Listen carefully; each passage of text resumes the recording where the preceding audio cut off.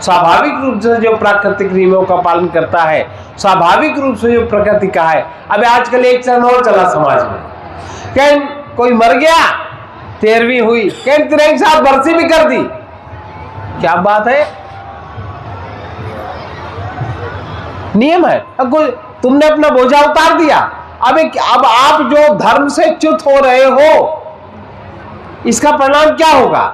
यमराज की यमपुरी की यात्रा होती है 11 दिन की, और ऊपर के क्षेत्र का, नीचे का क्षेत्र का 1 महीना, ऊपर के क्षेत्र का 1 दिन, ये समय का वो है। तो 1 दिन की जब यात्रा पूरी होगी तो आपके यहाँ 1 महीना पूरा होता है, तो मासिक श्राद्ध किया जाता है। इस प्रकार से 11 महीना जब पूरे होते हैं तो 11.25 महीने में बरसी की जाती है। किन्हीं किन्हीं महिलाओं की 6 महीने में की जाती है। ये सब लिखा है, कहीं हमने साथ में कर दी। क्या मतलब है? अभी बालक का गर्भाधान संस्कार हुआ, कहीं 1 महीना में बालक निकल आएगा, वो ठीक है, कर लो, निकालो। अभी प्राणी मरा, कहीं तुरंत उसको बरसी का करके कर्म कर दो, हो जाए, कैसे हो जाएगा? ये सब विकृति है। इस विकृति को आप दूर करिए, आप अपने धर्म से, यही है, आप धर्म से च्युत हो रहे हैं, आप धर्म में विकृति पैदा कर रहे हैं। किसके कारण से? अपने गलत चिंतन के कारण से, गलत चिंतन के कारण से। ये विकार क्यों? अब जब विकार है तो वर्ण संकर, अगर आपने 2 चीजें एक में मिला दी, वर्ण संकर पर, तो वर्ण संकर तो फल लगेगा, आपको शुद्ध का मिलेगा। और जब शुद्ध नहीं मिलेगा तो आपकी गति नहीं ठीक होगी। इसलिए भाषा को सुधारो। स्त्रीलिंग का स्त्रीलिंग प्रयोग करो, पुल्लिंग का पुल्लिंग प्रयोग करो, नपुंसकलिंग का नपुंसकलिंग प्रयोग करो। क्यों कहते हो मां आप आए नहीं, आप गए नहीं? तो आप उसका विकल्प तो खड़ा कर सकते हो। वर्ण व्यवस्था का विकल्प तो आप बना सकते हो, जाति व्यवस्था का, और वो विकल्प ही आपके लिए घातक बनेगा। जैसे आजकल के जो विकल्प बने हैं वो घातक है कि साधक है समाज के लिए, बताना बिल्कुल निरपेक्ष। आज जितने घोटाले, आज जितने धनहार, आज जितना नेतागिरी का ये विभत्सता, आज जहां कहीं भी है, किस लिए है भाई? किस लिए है? विकृति के ही तो कारण है।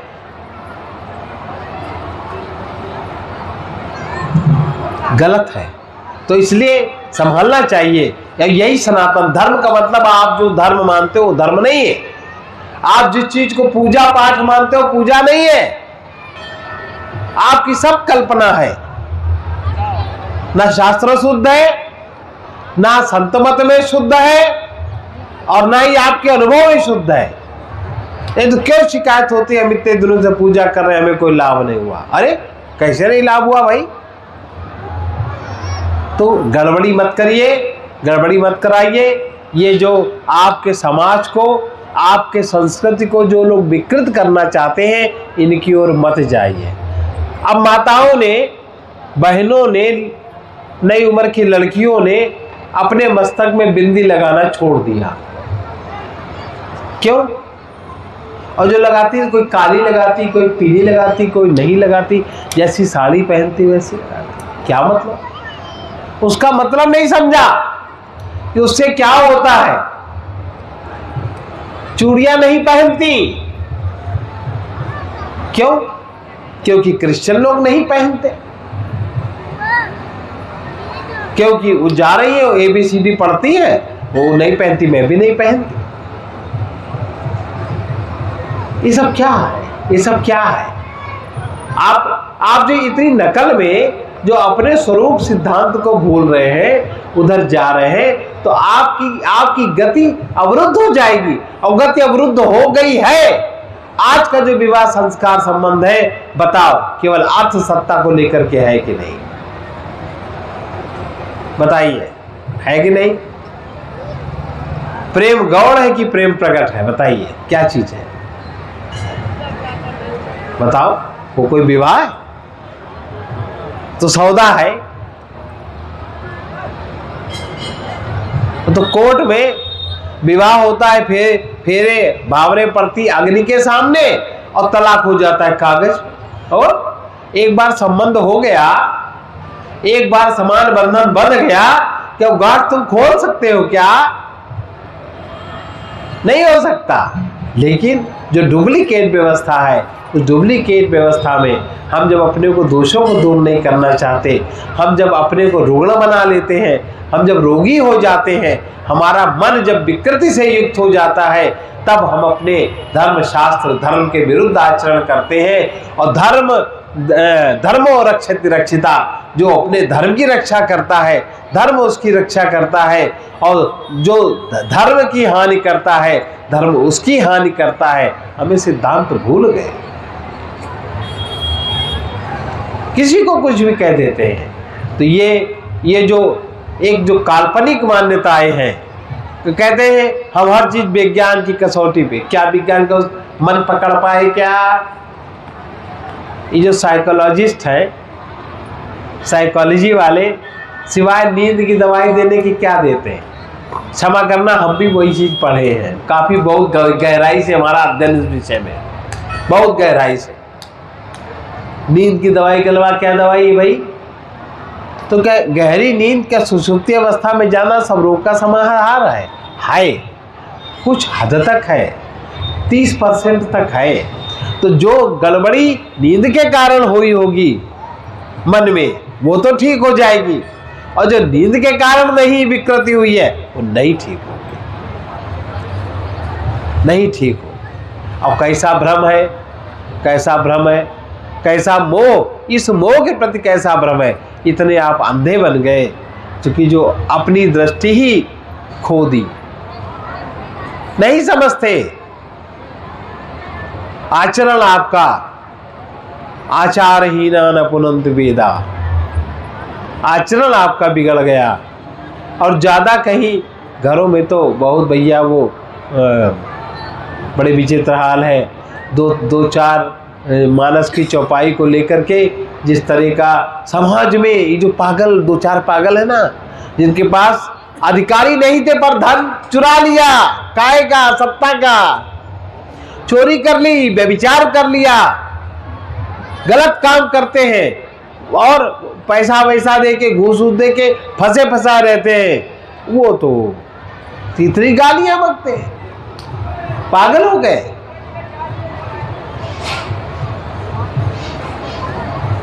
वो तो हर ब्राह्मणों ने लिख लिया है, अपने वेद लिख लिए, स्मृति लिख ली, शास्त्र लिख लिया, आपने वो आपका बना दिया है। अब बताओ, ब्राह्मणों ने कहा, मनुस्मृति किसने लिखी भाई? कौन थे वो? ब्राह्मण थे कि क्षत्रिय थे? मनुस्मृति मनु महाराज कौन थे? क्षत्रिय। मनुस्मृति के नियम, वो मनुवाद, वो फलानावाद। इसलिए आंख खोलो, ये जो आक्रमण है, सांस्कृतिक आक्रमण है, अदृश्य आक्रमण है, इससे आप बचो।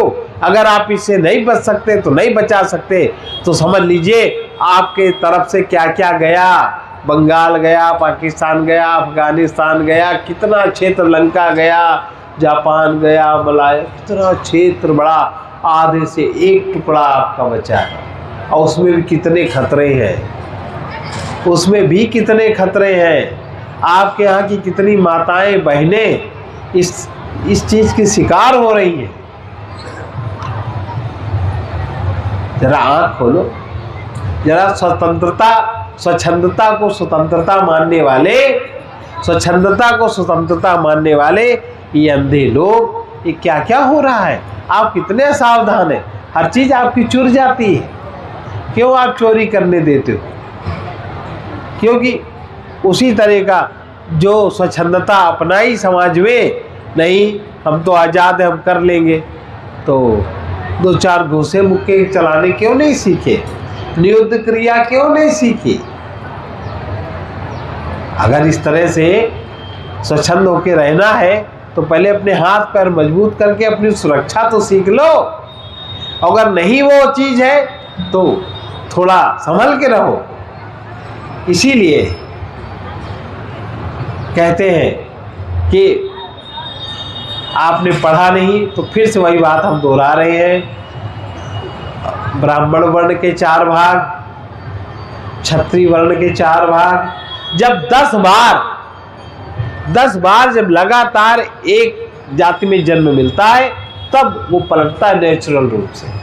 अगर कोई विशेष रूप से सदाचरण वगैरह करे तो भले ही जन्म बदल जाए लेकिन वो पुनः संस्कार रह जाते हैं।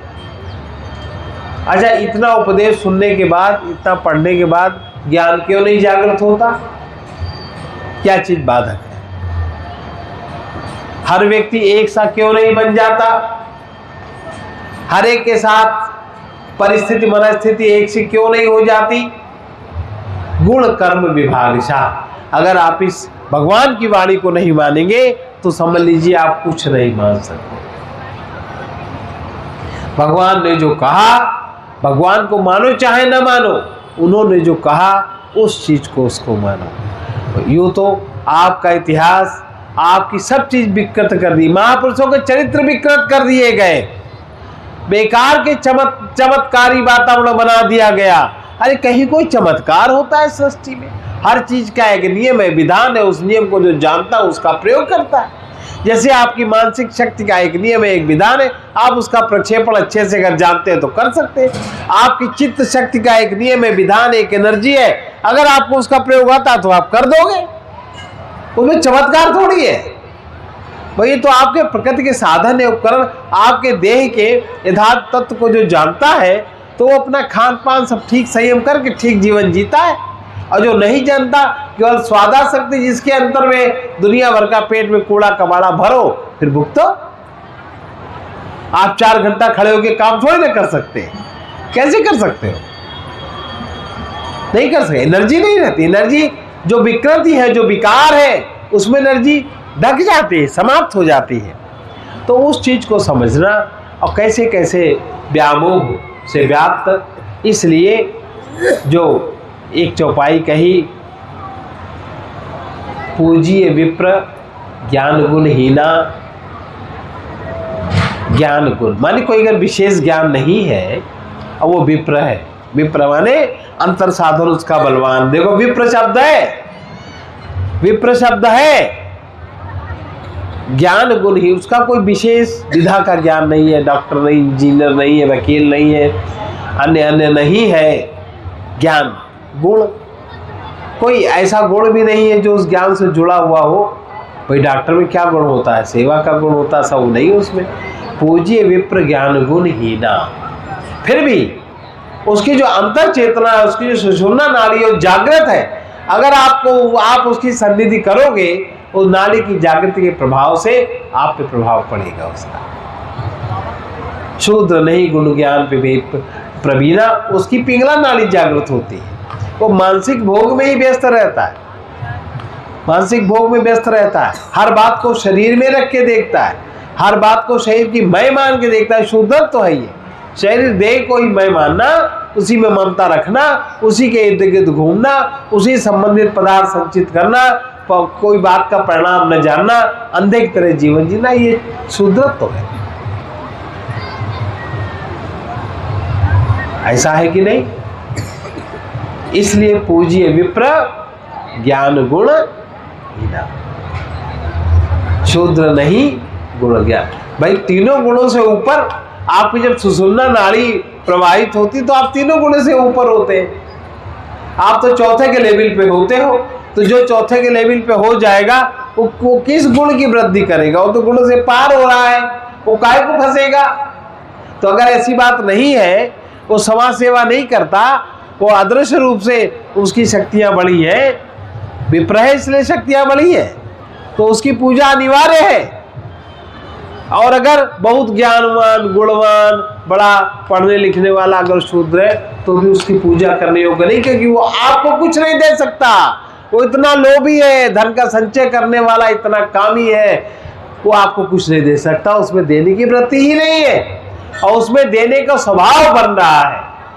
अब ऐसा व्यक्ति अगर किसी व्यक्ति को शाप भी दे देता है, किसी व्यक्ति की ताड़ना करता है, उसको चुपचाप उस पर निगाह रखता है, शापत ताड़त परशु कहता, कठोर वचन बोल देता है, क्योंकि उसकी जो अंतर यात्रा हो रही है दूसरे प्रकार की है।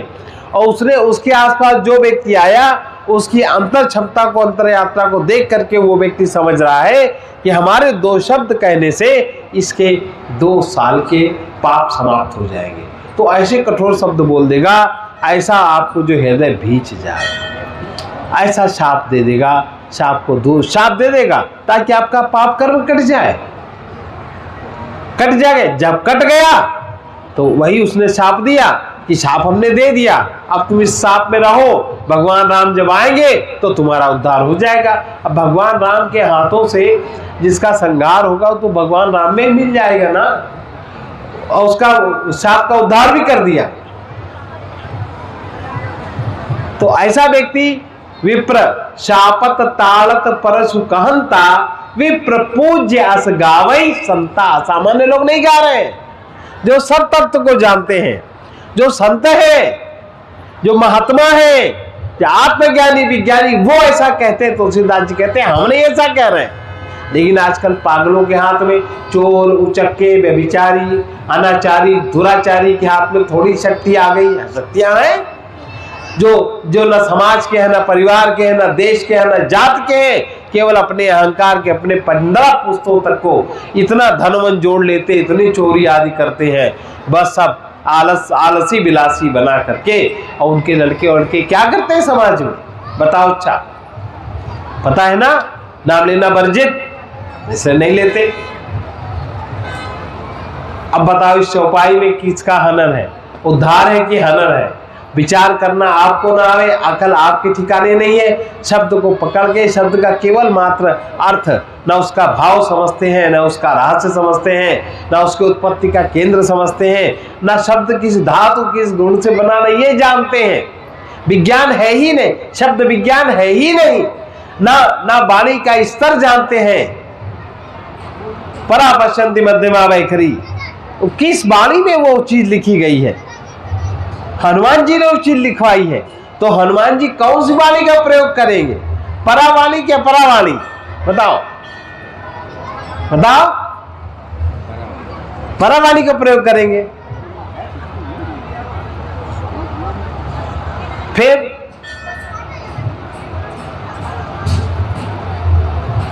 तो लेकिन अब जिसको कुछ ज्ञान ही नहीं है तो वो बेचारा क्या करे, ऐसे करेगा। इसलिए ये जो अरण्य कांड की चौपाई है, पूज्य विप्र। अब विप्र का अर्थ ब्राह्मण तो मूल रूप से, क्योंकि उसका ब्राह्मण कुल में जन्म हुआ। जन्मना ब्राह्मणो गेयः, बताया था सो मनुस्मृति का श्लोक है। 763 साल पहले इसमें बदलाव किया गया। जन्मना ब्राह्मणो गेयः संस्काराद् द्विजो उच्यते, वेद पाठी भवेत् विप्रा, वेद पाठी भवेत विप्रा, ब्रह्म जानाति ब्राह्मणा। ब्रह्म जान, जैसे ऐसे समझ लेती है मायावती कि ब्रह्म जो जानता हूँ ब्राह्मण, हम ब्रह्म जान लिया। ब्राह्मण चोरी से उबर न पायु, व्यभिचार बलात्कार से उबर न पायु, गंदे नेतागिरी के भोडेपन से उबर न पायु, और तुम ब्रह्म का जनती। ऐसे लोग बोलते हैं ब्रह्म क्या है, ईश्वर क्या है, अपने को जानते नहीं और दुनिया को जानने का अभिमान करते हैं। इस तरह के लोग आपके सदग्रंथों में, सदशास्त्रों में जिस तरह का प्रयोग करते हैं गलत सलत, तो थोड़ा आँख खोल के देखना और समझना चाहिए और जानना चाहिए, विशेष रूप से समझना चाहिए। तो वही बात फिर से कह रहे हैं कि शापत ताड़त परशु कहंता, विप्र पूज्य अस गावहि संता। इस बात को लेकर भगवान राम ने उनका उद्धार किया। कबंध, शायद कबंध नाम का व्यक्ति था, उनका उद्धार किया। तो उद्धार के प्रकरण में और एक ये माताएं बहनें, या जब नारी सम्मेलन हो भैया, जब इकट्ठी हो 2 4 10 माताएं, उनका उन सम्मेलनों में जरा सुन लो कि कैसी कैसी बातें होती, क्या क्या होती हैं। मैं तो ये नहीं करती, मैं तो वो नहीं करती। अरे तुम दूसरे धर्म कर्म को मानने लगी तो तुम काहे को करोगी? तुलसीदास जी ने बहुत ये लोग करते हैं, ढोल गंवार शूद्र पशु नारी, सकल ताड़ना के अधिकारी। और बड़ा इसकी विकृति उत्पन्न करते हैं। और जबकि छोटा सा शब्द है, उनको ताड़ना का अर्थ नहीं पता। ताड़ना का अर्थ होता है विशेष रूप से देखना, उस पर निगाह रखना। अगर कोई भी पुरुष, कोई भी घर वाले अगर लड़कियों पे या नारियों पे निगाह न रखें, न उनका ध्यान रखें, तो क्या बचाव संभव है? बताइए, नहीं संभव ना। तो ताड़ना का अर्थ होता है विशेष रूप से देखना, जिसको नहीं कहते ताकना। ताकना माने छुप के देखना कि वो न देख पावे, मुझको देख रहे, ऐसे ताड़ना। ताड़ना का अर्थ होता है विशेष रूप से देखना, विशेष रूप से ध्यान रखना। अब ढोल को अगर आप विशेष रूप से ध्यान न रखो, उसको बजाने कला न सीखो, का कूट डालो, क्या होगा? और गंवार व्यक्ति, आप उसकी प्रकृति को न समझो और उससे आप अपने लेवल से बात करो, आप उसका उपयोग नहीं कर सकते। कर सकते हो? आप उसको उसके काम में नहीं लगा सकते। और शूद्र, जिनकी केवल पिंगला नाड़ी सक्रिय है, जिनका क्षुद्र चिंतन है, जिनकी क्षुद्र चेतना है, जिनकी देहमय चेतना है, जो देहमय चेतना के कारण विभिन्न प्रकार के जो अपराध आदि कृत्य करते हैं, क्षुद्र व्यक्तित्व को अपभ्रंश हो गया। पशु को न जानो न समझो तो पशु मारेगा कि तुम्हें उपयोग करेगा? पशु की प्रकृति न जानो, गाय को दूना न जानो तो गाय को दू पाओगे? गाय की सेवा करना गाय के अनुसार न जानो, कर पाओगे अगर वो चीज नहीं पता है? पशु का उपयोग आप तभी कर सकते हो, वाद्य यंत्र का उपयोग आप तभी कर सकते हो। कोई व्यक्ति अज्ञानी है, कोई व्यक्ति जड़ता को अधिक प्राप्त है, उसको आप तभी यूज कर सकते हो कि जब आपको उसके शक्ति का ज्ञान हो, तब आप अपनी कला के अनुसार, अपने ज्ञान के अनुसार आप उसको यूज कर सकते हो। वही नारी विशेष रूप से ध्यान देने वाली चीजें है। नारी माने जिसका अभी कोई संबंध नहीं बना। नारी शक्ति केवल पुरुष और स्त्री, जिसकी ममता का विकास नहीं हुआ, अभी जिसके प्रेम का विकास नहीं हुआ, अभी जिसके अंदर ज्ञान का प्रकाश नहीं हुआ, अभी जिसके अंदर समर्पण का गुण नहीं जागा, अभी जिसके अंदर सेवा की क्षमता नहीं प्रकट हुई, प्रेम नहीं प्रकट हुआ, माने किसी भी तरह से अभी उसके अंदर सात्विक बंधन नहीं बंधा, उसको नारी कहते हैं। तो अधिकतर जो नारियां हैं इस तरह की, वो स्वच्छंदता पसंद करती है, स्वतंत्रता पसंद नहीं करती। और जिनके अंदर ये चीजें हो गई तो इनका ध्यान समाज में विशेष रूप से रखना पड़ता है। अगर नहीं रखेंगे तो सुरक्षा नहीं हो पाएगी। इसलिए सकल ताड़ना, ये चारों लोग ताड़ना के, इनको विशेष रूप से देख के, ध्यान रख के, समझ के। अब देखो, ध्यान नहीं रख पाते माता पिता, इतना ज्यादा वासना प्रबल, और 6 महीना में काट डाली, 36 टुकड़े होते, कहूँ 30 टुकड़ा, कहूँ 32 टुकड़ा। सुन रहे हो नहीं सुन रहे हो? ना उनको तुम ध्यान रखो, नहीं वो तो पसंद कर लिया तो क्या हुआ किसी, अरे इंद्रिय भोग तो क्षणिक है, वो तो तुरंत बदलता है मन के साथ, आपकी वृत्ति के साथ, वो स्थिर थोड़ी है। और कोई भी संबंध तो स्थिर होता है, इस संबंध में विचार किया जाता है, इससे उसका मिलान किया जाता है कि छोटे मोटे आंधी तूफान आएंगे, उन तूफानों से कैसे बचाव संभव है, सब बातें विचार करके तब उस संस्कार में बांधा जाता है। ये भारतीय पद्धति है, ये भारतीय पद्धति है। अब इस पद्धति से हम हट रहे हैं, उसकी हानियां देखने को मिल रही। इसलिए समझ के, जानबूझ के जागृत हो जाना चाहिए। और किसी भी वस्तु का अभिमान, व्यक्ति का अभिमान, संग सहयोग का अभिमान लेके अगर व्यक्ति चलेगा तो उसका पतन निश्चित है। अगर वो विवेक में विचार नहीं करेगा, ज्ञानयुक्त विचार नहीं करेगा, तो वो जीवन में, व्यवहारिक जीवन की जरा सी यात्रा भी नहीं कर सकता। परमार्थ की तो बात है दूसरी। जैसे आजकल देखो, हर व्यक्ति क्या बताता है, प्रवचन वाले, कहीं भगवान को प्राप्त हो जाओ, भगवान को प्राप्त हो जाओ, ऐसा कर लो। उन्हें न मिले, उनको नहीं मिले, वो बेचारे 2 पैसे के लिए डोले घूम रहे हैं और तुमको बताने मिल जाएंगे। बताओ, जो चीज हमारे पास नहीं, हम तुम्हें कैसे दे सकते हैं? हर व्यक्ति हर काम करने को तैयार है जरा से लोभ के लिए। क्या कौड़ी लागी द्रोबस करही विप्र गुरु घात, विप्र और गुरु से घात भी कर लेते हैं। बात नहीं समझ में आती कितना ज़्यादा इस लोभ वृत्ति की छाया है कि वो हमारे पूरे व्यक्तित्व चरित्र को ग्रहण किए। हम महाराज जी की पुस्तक नहीं पढ़ते, महाराज जी के गीत पर विचार नहीं करते। अब यहाँ तो मान लो 2-4 बार गीत होते हैं, उनका अर्थ भाव सब बताया तो लगता हाँ ये तो ऐसा, हमने तो कभी सोचा ही नहीं। अब वो उनको पढ़ रहे जाने किनको किनको पढ़ रहे हैं कि जो बेचारे अभी अतृप्त अवस्था में घूम रहे हैं, जिन्हें कुछ नहीं आता, जिन्हें कुछ नहीं आता, और आता भी है तो क्या क्या होता भगवान जाने। इसलिए बहुत सावधान रहे हम लोग। अपनी 3 अवस्थाओं में जागृत अवस्था की जो क्रिया है उसको हम जाने। हम सोए हुए कोई कार्य न करें, हम निद्रा अवस्था में कोई क्रिया न करें। हम जब जागे हैं तो हम पूरी तरह से जागे हों। हमारा मन मोह युक्त क्रिया न करे, हमारा मन विवेक युक्त क्रिया करे। जागृत अवस्था में हम जाग जाएं। अभी जागृत अवस्था में जागृत नहीं है,